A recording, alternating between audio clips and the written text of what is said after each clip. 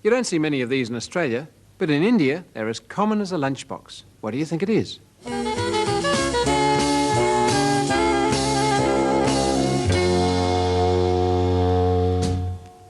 As common as a lunchbox because it is one. It's an Indian lunchbox, although there they call it a tiffin carrier. And it's a very neat device. You pull this spoon out, and that means the handle can break down. And depending on the size of it, you have 4, 5, 6 dishes. The bottom one has got your rice. Then you might have, chapatis, Indian bread. Then you might have your vegetables. And finally, you might have your curry. And you set it all around you, and you can eat it with a spoon.